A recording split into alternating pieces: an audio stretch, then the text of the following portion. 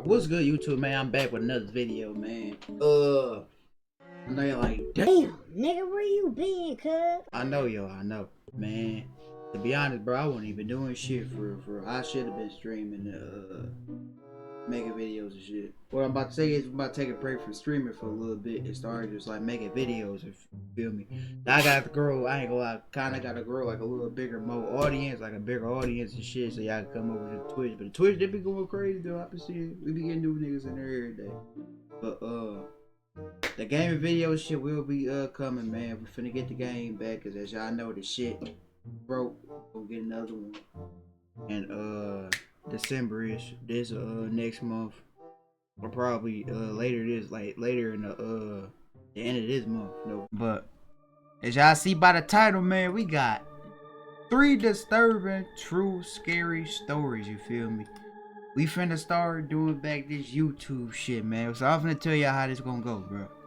I got 3 channels, bro. This channel y'all seeing this on right now, this is my main channel, you feel me? We gonna react to videos on here, the main channel, bro. And we gonna stream on here. But for the live channel, that's just gonna be clips from my streams when I start back streaming. So that's where I've been at too, y'all. If y'all wonder like where you been and shit, y'all niggas ain't subscribed to my live channel. I've been on there and shit too. Only I've been going for real for like a month and a half, for real. But on here I probably going for like 6 months, 7 months. I ain't going, cause I ain't been uploading on here. But my 3rd channel, that's the shorts or clips, like little short clips that gonna be on there. I should have been doing this all October. I should have been streaming October. This would have been good for y'all, man. But get y'all snack everything y'all need. Without further ado, let's get to it, cuz.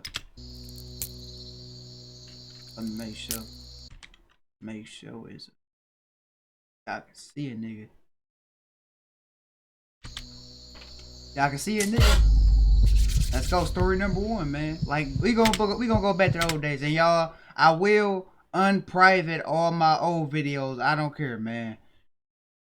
I'm just finna do it, good. Cause I know y'all like, bro, where all the old videos at? Some of y'all niggas used to like watch all my old videos, like when I was like a little nigga and I had a baby voice, shit like, what the fuck? I'm about to unprivate all the motherfuckers.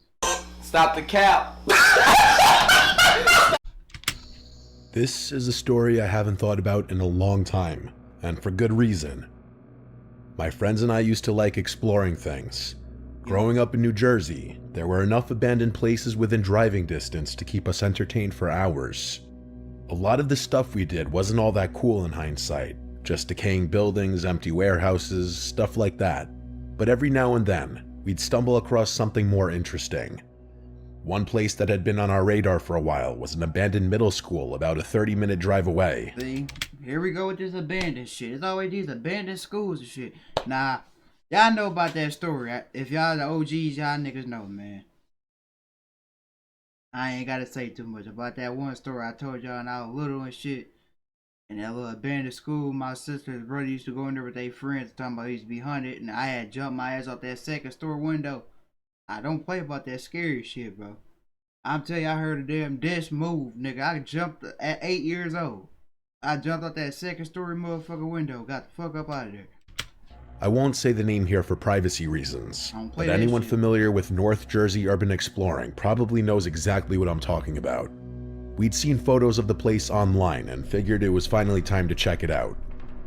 It was late summer, and we were getting bored of the usual activities, which mostly consisted of playing basketball in my backyard and driving around aimlessly. I can't remember who brought up the idea, but it was a pretty spontaneous thing. There were 4 of us that night. It was me, Yuri, Frank, and Freddy. Frank and I were into graffiti, so we brought a few cans of black and white spray paint. Beyond that, the rest of my bag was filled with some Roman candles I had left over from 4th of July. Our MO with these kinds of things was always the same. We'd mess around inside, get to the roof, shoot some fireworks off, then sprint down before any cops rolled up. This evening would be no different. Yuri was driving that night.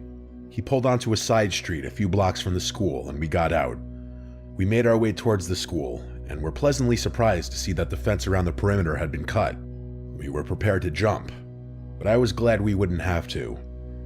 The school was huge, bigger than the pictures online had led us to believe. It would have taken forever to explore the whole thing, but that was a good thing, as the four of us were prone to get bored very quickly. Frank led the way through the hole, followed by Yuri, then me, then Freddy. Freddy was the most fearless. Oh my god! Alright, I'm gonna get disrespectful in this motherfucker. So he volunteered to bring up the rear. And he gonna be the first nigga to get fucked up. I'm telling you. I already see you right now. You fearless? You alright, go ahead and go in there. It's gonna be a nigga with a damn machete. Slice the fuck out your damn neck. Your damn head gonna fly like a motherfucking basketball. Nigga, your shit. Ooh, this is hit. That's how them niggas gonna be. And me, I'ma just drop that motherfucker, get on. Found a door that wasn't boarded up and stepped inside. Even with our flashlights, it was eerie. Hey, now I wonder, like, what's the green screen for? I try to do a little green screen. I'm still setting it up. So that's why I got the little green screen this year right here. Picture your childhood school, only dead silent. I gotta get a lighter one, cause this really ain't a green screen, my nigga. This is a damn sheet. But you gotta do what you gotta do, cuz. Till we get where we gotta get, bro.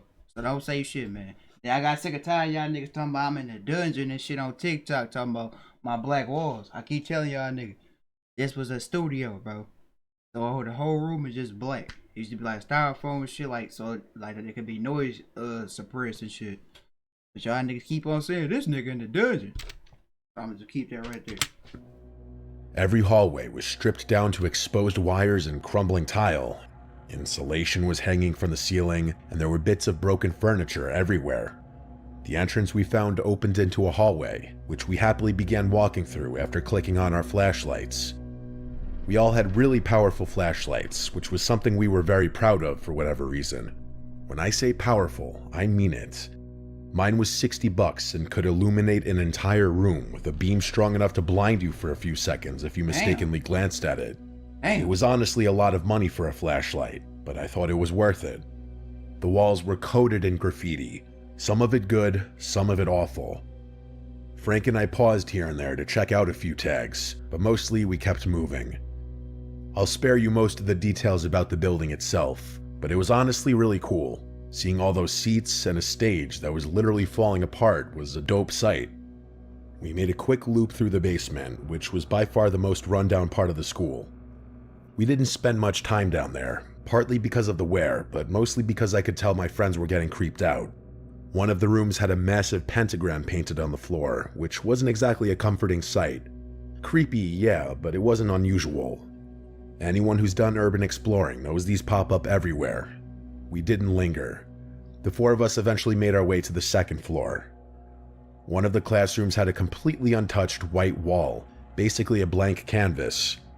Frank and I grinned and started throwing paint up, while Yuri and Freddy said they were going to keep exploring and look for a way to the roof. I ain't hear not one nigga getting the fuck up out of there. All y'all niggas done. They disappeared down one of the dark hallways while we stayed back, tagging. Once we wrapped up our piece, Frank wanted to keep working on another section of the wall. I wandered out of the room to check out some of the better artwork along the nearby corridors. After about 5 minutes of just standing and admiring the art, I heard Frank yell out from behind me. He sounded angry and asked if I was messing with him. I told him I don't know what he was talking about, and he told me to quit the act, still angry. Before I could figure out what he meant, he said, "I know you took my bag." Oh shit. I swore I didn't do anything, that I had been standing in the hallway the entire time. He believed me and muttered something about how it must have been Freddy. To be fair, it was the type of thing Freddy had a tendency to do. We searched the room with our lights just to be safe, but there was nothing. The bag was gone. We couldn't do much more tagging without the bag since it had all the unused paint in it, so we just went to find the guys, who we assumed were on the roof by then. We went as far up as the stairs would take us, but unfortunately, they didn't lead to the roof. We wandered the floor aimlessly, checking various rooms for a way to the roof. At one point, I walked into a small side room and froze. There on the wall was another pentagram, like the one we had seen in the basement. Hell no. After the one in the basement, I already been gone. So this is y'all perspective. Cause my perspective, I'm in the damn bed laying down already. This is y'all perspective, nigga. Y'all is fuck. I'm good, cause I've been got the fuck on up. I wouldn't even get in there in the first place. That's what y'all need to know. Y'all already know me, man. Y'all knew. I'm finna tell y'all. None of this shit ain't gonna happen to me, cause I don't do shit like this. I don't. only this one was much more ominous. It was freshly painted, which I could tell because paint was still dripping down it, and in the corner of the room was Frank's bag just sitting there. Frank stepped into the room behind me and immediately noticed what I was looking at. Without skipping a beat, he grabbed his bag off the floor and said in a pretty loud voice, "What the hell is wrong with him?" I didn't respond. Even as a joke, it seemed like something that crossed the line a little too much, even for Freddy. We left the room and started walking down a random hallway in silence, just wanting to find our friends. Just then, we heard rapid footsteps thundering towards us. Ooh, wait, nigga. Oh, that's all I gotta hear, nigga. I'm getting a... Oh, nigga, y'all don't know me. That's what I'm saying. Y'all know me because y'all see me on the car. I'm telling you. Y'all know any nigga close to me, bro. Y'all, I tell you, I play that every man for himself game. If your ass ain't out that door with me, oh well. Nigga, I am out this motherfucker. It was Freddy and Yuri, who motioned for us to follow them. We didn't even have time to be pissed at Freddy. We just ran. Here's a good rule to live by. If someone tells you to run, you don't stand around and ask questions. That's just plain stupid. As we ran, Yuri tried to explain what was going on, but I couldn't really understand him over all the noise. All I gathered was that we were running from someone, most likely multiple people. Oh, hell no. The four of us tried to find our way back to the exit, but it was a literal maze in there, especially given the circumstances. Eventually, we stopped to catch our breath at a corner in what felt like a completely different wing of the building. We all agreed that if we just found a random stairwell and went down, we'd eventually find a way out. It didn't sound like there was anyone chasing us, so we decided to move slowly and just be as quiet as possible. After finding a stairwell, we went down a couple floors. Once we got to what we all agreed was the ground floor, we started walking through the hallway, thinking we were in the clear. But just then, this sharp hissing noise rang out from somewhere in front of us. The fuck? A steady, sharp hissing. That's the best way I can describe it. Oh, hell It sounded no, like nigga. Y'all niggas in that bitch with Musafa and shit. Not Musafa. What's that damn bitch name? With the fucking snakes in their head and shit? Y'all in the room with her ass. Hell no. someone trying to imitate a cat. Ain't no running. The four of us froze, hoping that whoever was down there didn't notice us. But as we were slowly and quietly retreating back the way we had come, a deep voice said something from beyond the darkness in front of us. He said, word for word, "I should have cut you when I had the chance." We didn't wait another second, we just ran. This time I could actually hear several sets of footsteps behind us, which made things 10 times scarier than they had been before. They were yelling obscene things behind us. Stuff about how they were going to kill us and how they had all the exits covered. It was the scariest moment of my life. I thought we were going to have to run back upstairs and hide somewhere in the building. But somehow, Yuri took a turn at the right moment, and up ahead, we saw the original door we'd come through. We kept running even after making it outside, then through the fence and all the way back to Yuri's car.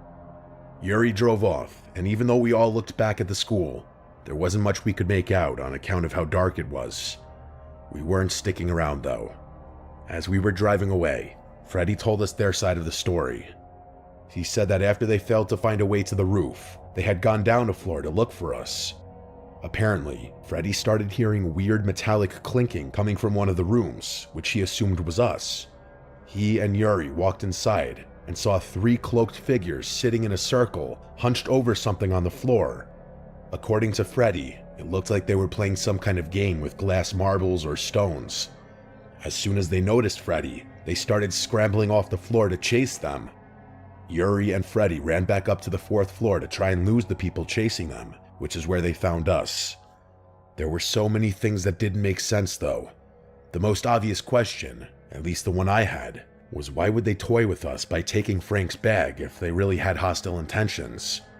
Freddy's theory was that whoever was in there thought we'd never be able to find our way out, so they figured they'd toy with us first. Yuri thought that the room with the pentagram in it was where they were going to kill us or sacrifice us, or some weird cult stuff, something like that. I was pretty convinced that they hadn't even been chasing us. They gonna be eating your ass too, nigga. Like literally eating your ass. What the fuck did you just say? Well, not like that, but You get what I'm saying? Like, gonna be eating them. That they had just gone downstairs to cut us off when we eventually found our way down there. Another thing, there must have been at least 4 people in there, since one of them had been messing with us, and Yuri and Freddy stumbled upon 3 more. It just didn't add up. I know it doesn't sound that scary when I break it down like this, but trust me, if you were there, you would have been terrified. We never went back there, but as far as I know, that building still exists. Hell no.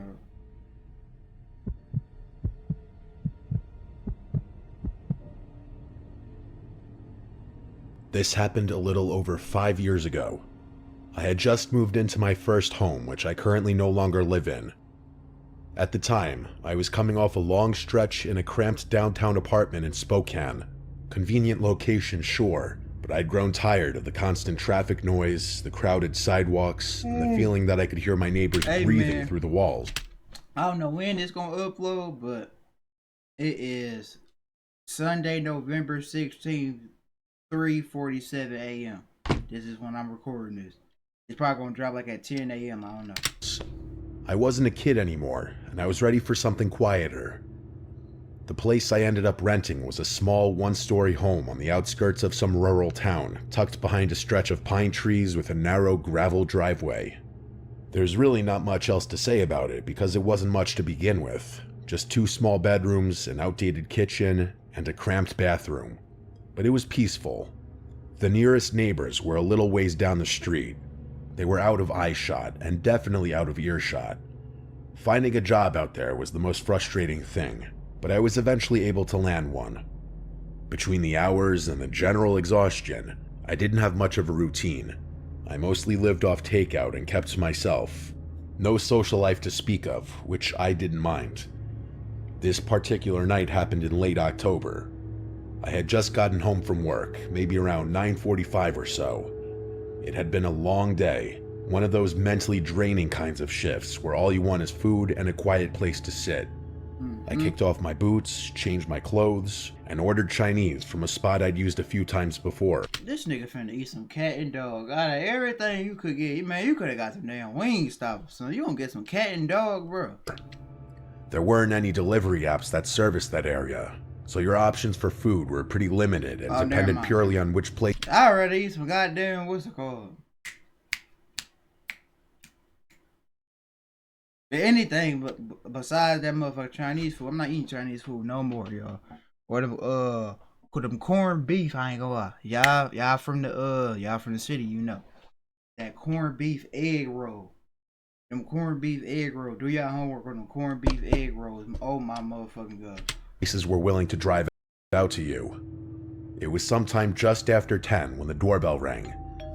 I remember thinking, damn, that was fast. I walked to the front door and looked through the peephole. There was a guy standing there wearing a hoodie and jeans with his hands in his pockets. But he didn't have any food with him. No bag. Oh, he ain't got no food. That nigga, he got a McButton. That nigga ain't got no McDonald's. He got a McButton for your ass. Open that door up if you want to. No receipt. Nothing that even remotely screamed delivery driver. I should have caught on to what was happening sooner. But my brain was operating on low power, and I just wasn't thinking straight. You open the door? Against my better judgment, I cracked the door slightly open. Oh my god! Oh my fucking god. This nigga. Oh. Keeping the chain on. I asked him if he was here with the food. He paused for a couple of seconds, then nodded, saying something about wanting to double check the order first before grabbing it from his car. That's when I came to my senses. I told him flat out that if he didn't bring the food to the door, I was going to call the police. Instead of responding, he muttered something under his breath before turning and walking down the driveway. I watched him until he disappeared into the darkness, the whole time thinking about whether or not I should say something. I decided against it, which I still think was the smart thing to do. Either way though, my gut was churning at that point. I shut the door and locked it, then grabbed my phone and called the restaurant. The manager picked up, and after I explained what happened, he told me the food hadn't even left yet. Bruh. That was the moment it really clicked. Whoever had just been at my front door was some stranger with the intention of robbing the place or doing something even worse. God knows what. I called the non-emergency police line and reported what happened. The dispatcher advised me to stay alert and said they'd note it for patrol. It wasn't urgent enough for a response, but it was enough to get logged, which I figured was fair since nothing actually happened, and in all likelihood, the guy had probably just left.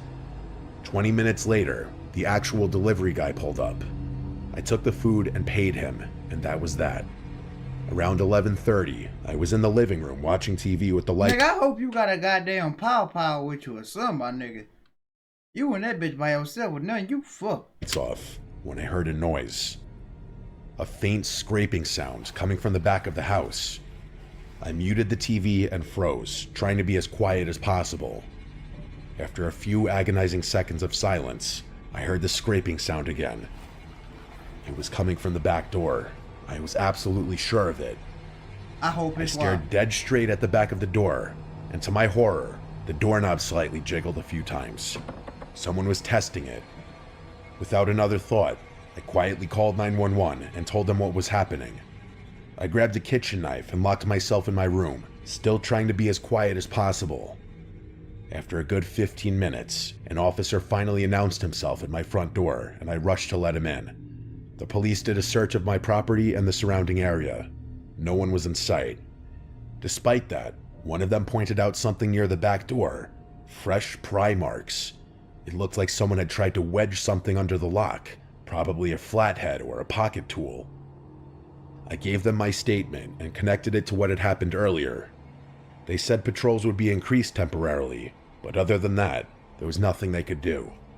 As much as that answer dissatisfied me, I had no choice but to accept it and move on. I'd be lying if I said I slept soundly after that, but the next few nights... I wouldn't have slept at all, nigga. We know you ain't like nigga. I wouldn't even have slept. I'd be in the bitch. Even if I did doze off, like, oh hell no.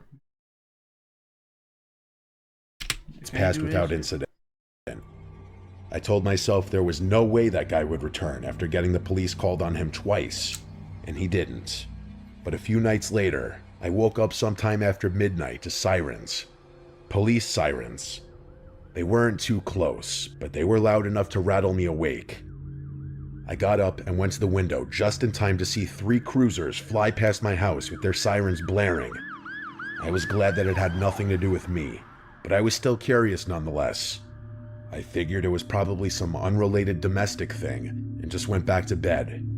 But not 20 minutes after I had fallen back asleep, I was woken up again, this time to knocking at my front door. I groggily got out of bed, walked over to the door, and checked the peephole. There were 2 uniformed officers standing on the porch. When I opened up, one of them asked if I recognized someone they just detained a few streets over. He held up his phone and showed me a photo. It was him. It was that guy from a few nights earlier, the one who had tried to break into my house. I emphatically confirmed it with audible shock in my voice. Apparently, he'd just been caught trying to break into someone else's house nearby. They had him in custody and figured there was a chance there was a tie to the call I had made earlier in the week.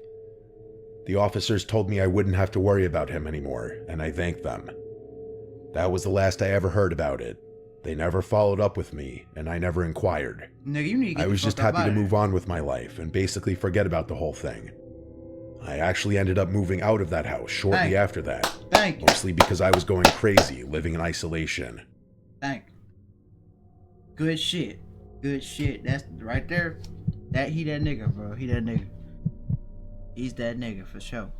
This happened just a few weeks ago, and I haven't been able to stop thinking about it since.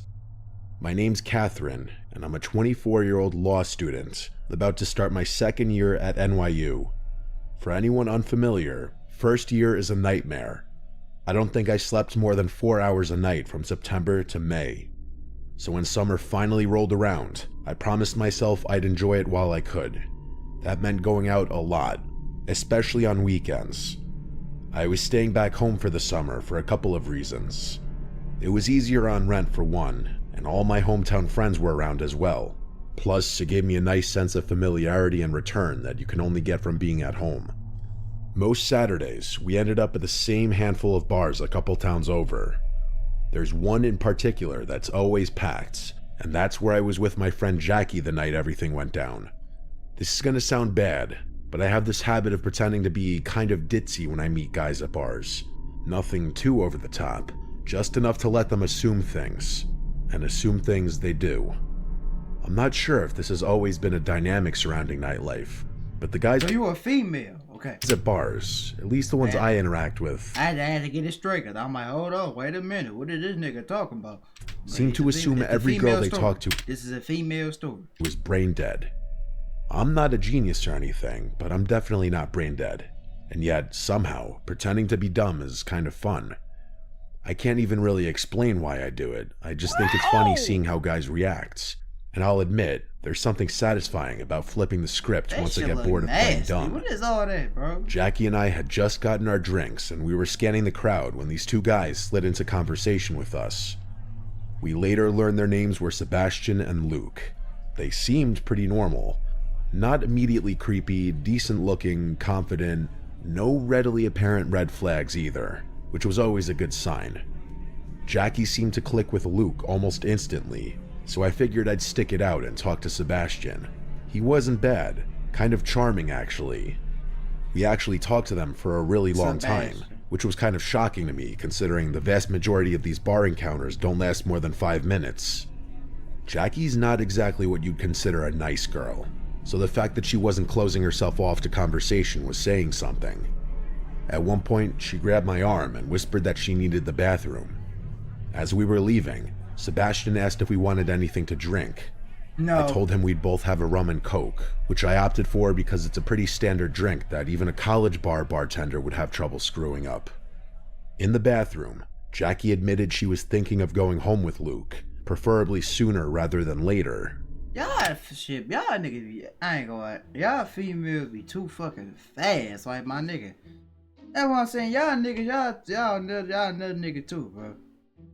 I don't care how in the mood I am, I'ma go home and goon, my nigga. You don't know what she got, nigga. She could be a female Jeffrey Dahmer. You take her home, motherfucker, chop your damn meat off and get and feed it to you. Oh my God! What the fuck did you just say? In your damn sleep. Nigga. That's why I say y'all niggas be thinking what y'all shit, but you gotta think of outside the box, nigga. Y'all niggas, I don't understand y'all. I was pretty shocked by the news, to be completely honest with you. I'm usually the one to make the poor, spontaneous decisions, not her. I questioned why she was acting in such an uncharacteristic way, and she tried convincing me that Luke, quote, could be the one, which was obviously laughable, but I wasn't going to tell her that. Instead, I just shrugged. I wasn't particularly invested either way, but I figured if she was into it, I'd be a good friend and just go with the flow. As we were returning from the bathroom, I spotted the guys across the bar. They didn't seem to notice us. Interestingly, they weren't laughing or talking in the fun, relaxed way they had been before we left.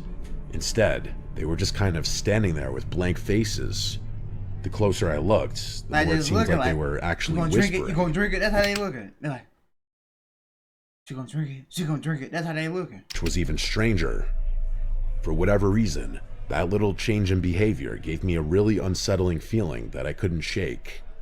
As soon as we got within a few feet of them, the energy shifted again. It was subtle, but I noticed.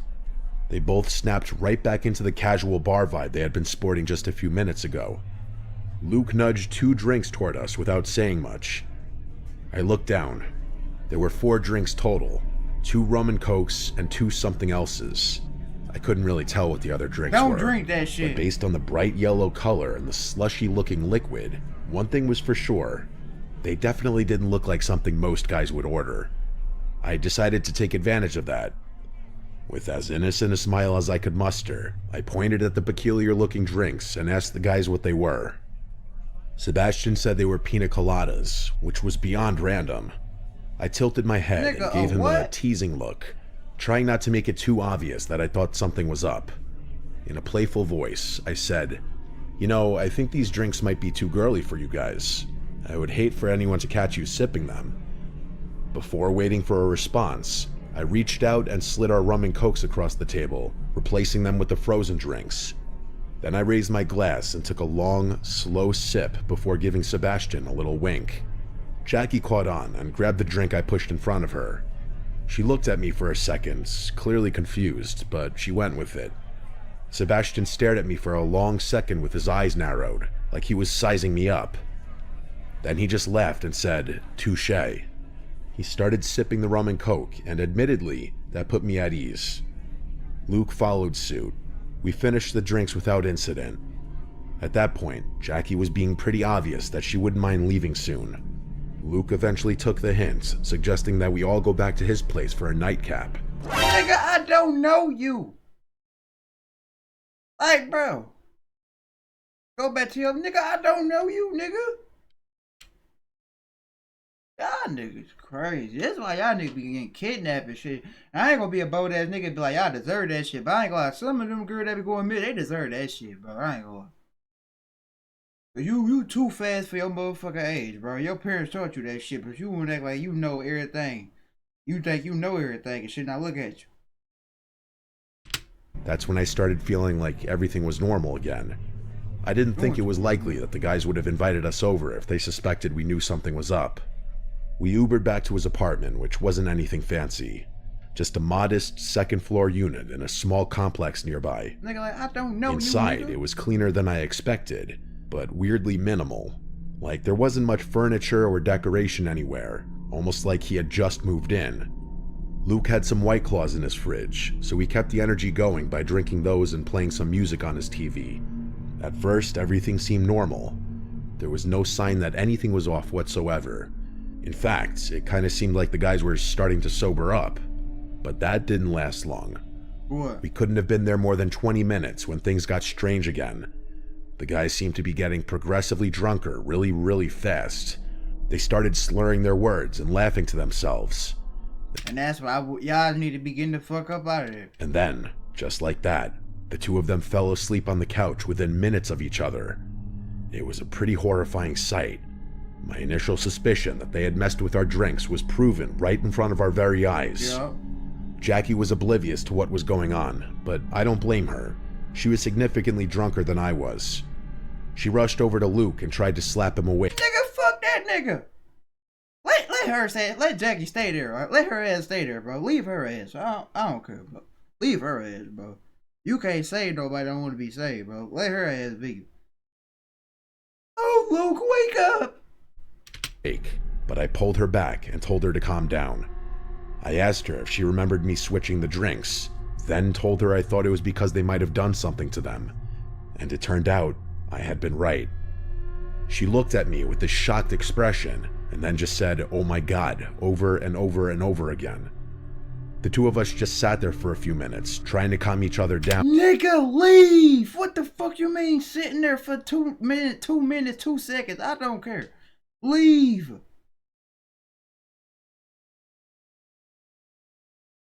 What the fuck is wrong with people? And figure out what to do next. I wanted to just leave right then and there, get as far away from those guys as possible, but Jackie was determined to find some kind of incriminating evidence. We looked around a bit, but it's not like we're crime detectives. Plus, what exactly were we supposed to do? We weren't going to flip the place upside down looking for something we didn't even know was there. I told Jackie this, and after a little persisting, I finally got her to leave it alone. We left not long after that. I think we were both still in shock. We never went to the police, not that night or the next morning, and at this point, we probably never will. I know that might sound irresponsible or even stupid, but we don't have any real evidence that they did anything sinister or illegal. There's also the possibility that they really had just gotten super drunk super fast, but I think it's unlikely, and so does Jackie. Either way, I don't think I've ever been closer to real danger. Why anyone would drug girls who are already willing to go home with them is a complete mystery to me. That makes me think they were planning something even worse, as if the situation wasn't already the kind that never has a happy ending. Also, and this is the part that confuses me and makes me doubt myself the most, What? why the hell would they agree to let us go home with them if they knew they were hours away from passing out? I guess it's possible that they thought the drugs wouldn't affect them because of their bigger size, but I don't know, that might just be stupid. Also, why even bother taking the risk? I really can't begin to explain any of it. This is going to be something I think about regularly for a while. I know it's my own stupidity for letting someone else control my drink, but it's just crazy to think about what some people will do to get what they want. Hey, niggas, this is giving me a reason not to go to no bar or drink. That shit, I don't know how y'all niggas drink. That shit tastes like rubbing alcohol that you put on your damn wound or some shit. That shit nasty, bro. You need to stop, my nigga. That shit nasty as fuck. You ain't putting nothing but damn pure rubbing alcohol down your motherfucking throat. But I hope y'all take this, man, this story, and advise yourself. Don't be taking drinks after other people, man. Especially niggas you just met, for females and niggas. It's females that's out there doing shit like that too, to niggas. So y'all be safe, man. Comment, like, subscribe. See y'all niggas in the next one. Peace!